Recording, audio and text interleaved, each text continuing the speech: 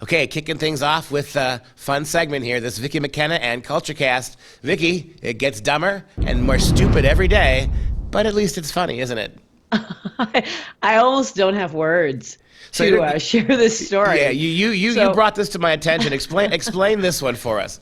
So this is on GB News. This is a British news outlet reporting that the Edinburgh Napier University is now instructing midwife students to care for males giving birth, birthing males. And they're instructing these midwife students to learn how to catheterize a penis, in case,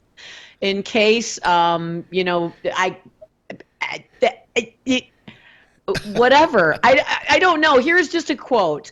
The workbook also adds a trans person who has transitioned from female to male could give birth through a specially constructed penis.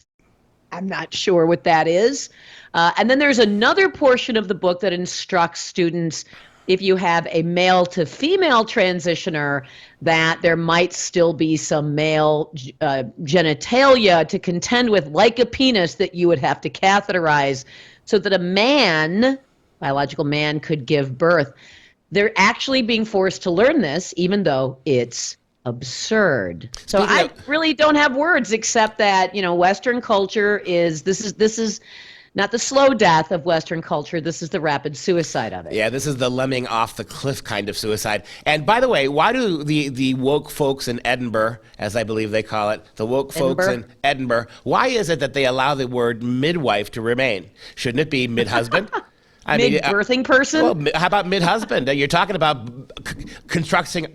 Right. And listen to the language. Constructing some kind of artificial penis that gives birth. As opposed to, a vagina. Vagina, which is, by the way, a canal that produces a child through the birthing process is a vaginal and not penile.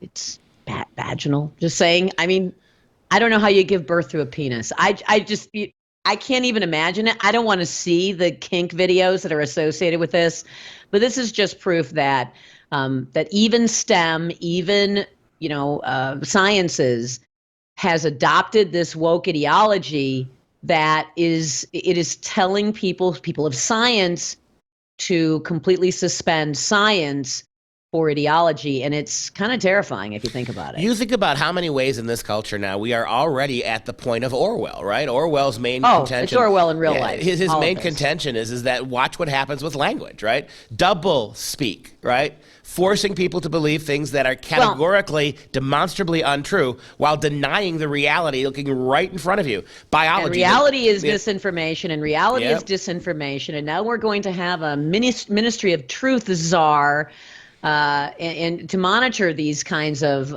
declarations of reality against ideology, because ideology is reality. And if you discern something different, then you potentially find yourself at the wrong end of the legal system in the United States. That is, unless the Republicans or some group fights back against this unconstitutional incursion. Well, I mean, this is the way. How do you, even if you're the right-minded person in government, how do you assert truth in the midst of all of these lies and these scandals? How do you enforce it? Right? It's impossible to enforce truth. You can enforce truth perhaps through, slander, libel law, defamation law. That's very difficult to do it. You're basically, you're on the honor system in the U.S. We assume people are going to generally be truthful. You don't expect to have an entire 50% of the political debate in the United States insisting on lies as truth and screaming at anybody who calls them on their lies as peddlers of misinformation or disinformation. So if you said no, you actually can't give birth through a penis, then you would be, despite the fact that that is demonstrably true, you would be the one accused of promoting misinformation, disinformation, or this is a new term I learned yesterday, thanks to Nina Jankowicz, the soon-to-be new Minister of Truth in the United States, malign information. So if you disagree with the ideology, using points of fact, that could still be malign information, Duke, and that's bad. Well, I'd like to go one step further and say, for all you people out there over the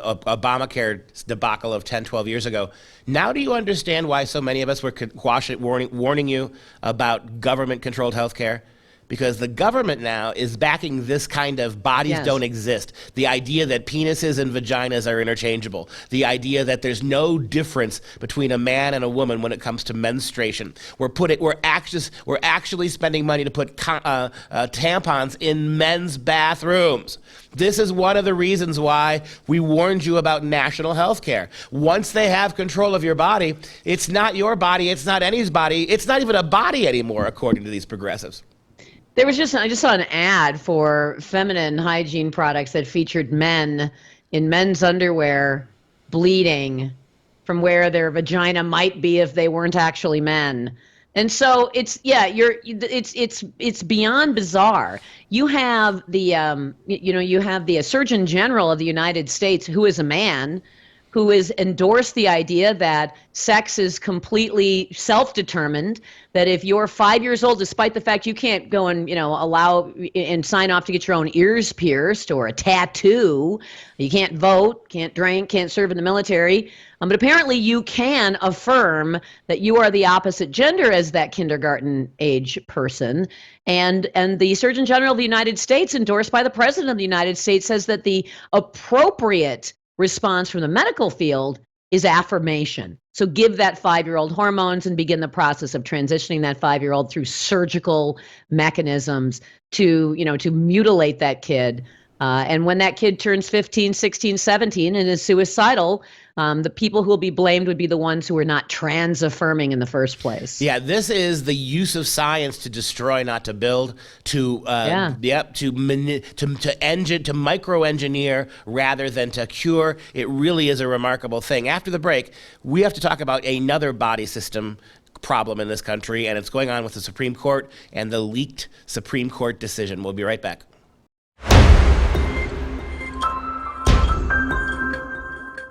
All right, back with Vicki McKenna for CultureCast. Okay, Vicki, isn't it? I suppose, thank God for little favors. Now that the leak from the Supreme Court has come, and it seems as if Roe is going to go down the toilet like it should have never been done, then suddenly the left has decided that women do exist again. Weird. Isn't that weird? All of a sudden, you can identify a woman without being a biologist. It's absolutely extraordinary. And so we're not talking about birthing persons. We're not talking about, men with, constructed penises or anything like that. No, we're actually talking about women now that it is apparently leaked that Justice Alito telegraphed the logic of Ruth Bader Ginsburg in a decision to overturn Roe versus Wade.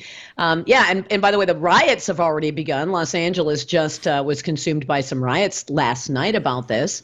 But it is awfully odd that in that quick, you saw the entire trans mafia be moved to the side. Hang on, we don't need you right now. We need to get the ladies to step back up, grab their crotches, scream about their vaginas, and we need to go back to the pea hats and the Women's March. Yeah, that's the biggest thing for me. Getting to see the hats dragged out of mothballs my God, this is to see Alyssa Milano, right, in her little pink hat, whining like a cat that's been run over by a lawnmower. Perfect. This is so we're going to need fantastic. this. Yeah, we're going to need safety pins and pea hats and all of that stuff to make a comeback. Hashtag Me Too, no doubt, is going to be rearing its head again because, the left, all it does is just simply cycle back in the exact same set of weapons. They don't get new tools.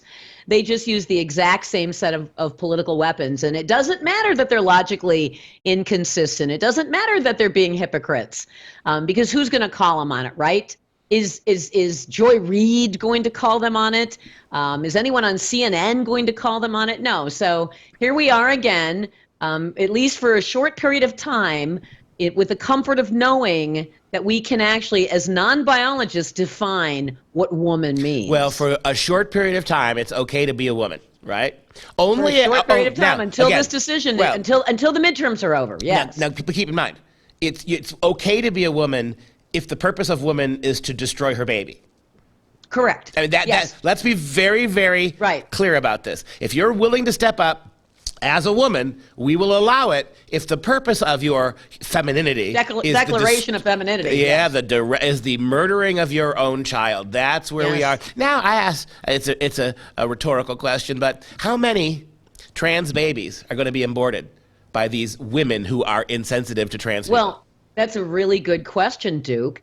But if you're looking at 63 million overall abortions since Roe v. Wade became the law of the land, and if you actually believe the baloney statistic that 20% of people have declared themselves trans, you do the math. So you're talking about somewhere around 13 million trans babies will be wiped off the face of the earth. Now, it's okay, just like it's okay to wipe off 40% of all abortions. Those are for Black women, and 33% of all abortions are for Hispanic women. And if you believe that baloney number, then 20% of all abortions are going to be of trans children.